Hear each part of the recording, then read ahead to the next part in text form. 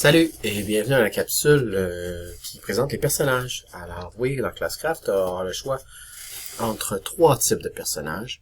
Et aujourd'hui, je te les présente sommairement, de façon assez brève, sans aller trop dans les détails pour pas te perdre.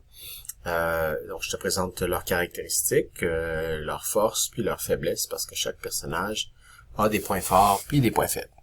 Alors, et chaque personnage a un groupe de pouvoirs, donc je vais te présenter. Tous les personnages ont 9 pouvoirs que tu vas pouvoir aller chercher à mesure que ton personnage monte de niveau et prend de l'expérience. Donc, le premier personnage que je vais te présenter, c'est le mage. Donc, le mage, c'est le personnage qui fait dont les pouvoirs sont très très puissants. C'est lui qui peut, d'ailleurs, avec ses pouvoirs sont très puissants, donc il y a beaucoup de AP, mais malheureusement, c'est lui qui est le plus faible au point de vue de sa constitution, donc c'est lui qui a le moins de points de vie.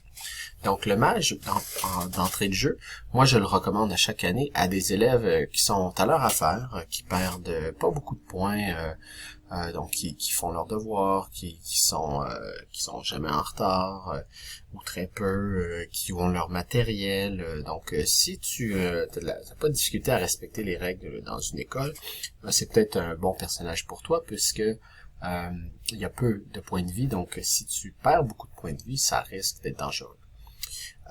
Également, je dois mentionner que le mage, c'est peut-être celui que je recommanderais aussi aux élèves qui sont pas vraiment intéressés par l'aventure Classcraft. Peut-être que toi, Classcraft, c'est pas quelque chose qui, pour l'instant, ça te dit pas grand-chose. Donc, moi, je te recommande le mage. C'est probablement le choix qui va être le moins pénalisant pour le reste de ton équipe si tu participes peu ou pas du tout cette année. Donc, les pouvoirs, je te les présente. Le premier pouvoir que je te recommande, si tu fais le choix de mage, c'est le transfert de mana, puisque tu vois, c'est un pouvoir qui est très utile à ton équipe, parce qu'il va donner des points d'action au reste des membres de ton équipe, et c'est un pouvoir qui te récompense de 175 XP, donc ça c'est très payant en début d'année ou en début de Classcraft. C'est un pouvoir qui est très très puissant. Sinon, plus tard cette année, je vais pas t'expliquer chacun des pouvoirs, mais tu pourras à ce moment-là les découvrir. Mais j'attire ton attention sur le pouvoir de clairvoyance, qui est très apprécié des élèves. C'est un pouvoir de 3e niveau qui permet, lors d'une évaluation, le mage peut savoir, en levant la main, m'indiquant une question, et je vais dire à cet élève si sa réponse est bonne ou non. Donc, tu as le droit de le faire une fois dans une évaluation, parce que c'est un pouvoir qui coûte très cher en points d'action, donc tu pourras pas le faire 2 fois dans la même évaluation. Donc, ça c'est pour le mage. Donc, je le rappelle, il faut être à son affaire pour prendre le mage, et et si t'es pas trop intéressé par Classcraft, ça pourrait être un bon choix. Autre part, je te présente le gardien que je vais appeler aussi cette année beaucoup le guerrier. Cette année, ils ont modifié son nom, là, ils l'ont appelé le gardien, mais c'est la même chose, c'est le guerrier. Alors le guerrier, c'est le protecteur, c'est lui qui va protéger le reste de l'équipe. Il a plein de points de vie, donc il a 60 points de vie. Donc lui, ça prend beaucoup de pénalités si on veut avant qu'il puisse tomber au combat. Mais en contrepartie, il y a très peu de points de pouvoir, donc ses pouvoirs sont peut-être un peu moins puissants que le mage. Le guerrier, je le recommande à chaque année aux élèves qui ont de la difficulté à respecter les consignes, que ce soit tu oublies souvent ton matériel, tu fais pas tes devoirs, des fois tu déranges en classe. J'imagine que vous connaissez en tant qu'élève, mais vous connaissez comme élève, vous connaissez votre parcours au primaire, vous voyez aller au secondaire. Donc, si vous avez ce genre d'habitude-là, peut-être que je vous conseille le guerrier, puisque il va vous permettre d'encaisser beaucoup de pénalités sans tomber au combat. Le guerrier, si on regarde les pouvoirs, le pouvoir de protection, c'est celui qui va lui permettre au début d'acquérir beaucoup de points pour atteindre le 2e niveau. C'est d'utiliser le pouvoir de protection simplement quand il y a quelqu'un d'autre dans ton équipe qui, lui, subit des dégâts. Donc, je te donne un exemple. Quelqu'un dans ton équipe fait pas son devoir ou oublie son matériel, ben tu peux tu peux encaisser une partie des points des dommages, mais en contrepartie, vu que tu aides cet élève-là, je te donne plein de XP. Des points d'expérience. Donc, c'est le premier pouvoir que je recommande. Les autres, celui qui est très intéressant, il y a le guerrier, il peut se faire pardonner des devoirs non complétés, comme ici le pouvoir armure de roc, tu peux te faire pardonner un devoir non complété. Tu peux même te faire pardonner un oubli de matériel aussi, pouvoir de niveau 1, ici, qui s'appelle le pouvoir de chasse.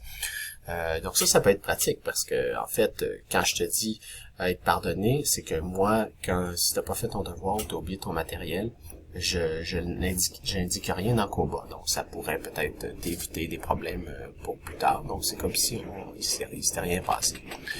Je te tiens à te faire remarquer aussi que c'est le guerrier qui a le pouvoir de l'embuscade qui permet à toute ton équipe, pas juste aux guerriers, mais à toute ton équipe de pouvoir écouter de la musique quand ton enseignant est d'accord, bien évidemment, à des moments bien précis où on fait du travail individuel, principalement. Ensuite, on a le guérisseur. Donc, le guérisseur, lui, est un personnage qui est essentiel. Le guérisseur, en fait, moi, je demande à chaque année aux élèves qui sont vraiment plus intéressés. Ceux qui vraiment disent Classcraft, ça a l'air cool, je vais vraiment participer beaucoup. Mais le guérisseur, c'est ce genre d'élève-là qu'on cherche, puisque, par expérience, je le sais, je l'ai fait pendant plusieurs années, Classcraft ne peut pas fonctionner si les guérisseurs ne participent pas.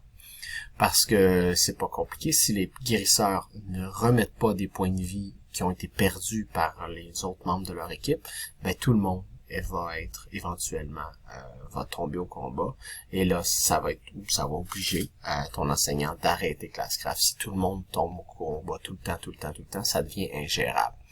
Donc, c'est pour ça que je le recommande le guérisseur à ceux qui veulent participer à ce truc-là de Classcraft.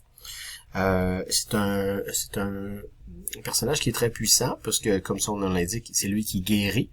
Il y a un bel équilibre entre les points de vie puis les points d'action. Et puis des pouvoirs. Ben, son pouvoir principal de guérison, c'est simplement de donner des points de vie à ses coéquipiers. Donc le pouvoir de guérison 1 qui est très très utile en début d'année. Et puis je te présente un pouvoir de niveau 3 qui va peut-être être un peu plus tard que tu pourras l'avoir. C'est un pouvoir qui est très apprécié des élèves, c'est que donc tu peux quitter 5 minutes avant la fin du cours en déclenchant ce pouvoir-là. Faut que tu le demandes à ton enseignant d'abord, parce qu'il y a peut-être des périodes, par exemple une évaluation où ton enseignant te le permettra pas, mais en temps normal, tu peux quitter 5 minutes avant la fin d'une période. Donc, puis après, ben, tu pourras regarder, il y a toutes sortes d'autres pouvoirs également liés au guérisseur. Donc, en gros, c'est la présentation des 3 personnages. Donc, en connaissant quel type d'élève tu es, peut-être que tu vas pouvoir faire un choix, puisque oui, dans les prochains jours, avant que l'on puisse s'inscrire, il va falloir que tu saches si tu vas devenir un guérisseur, un gardien ou un mage. Alors, sur ce, je te dis à bientôt pour la prochaine capsule.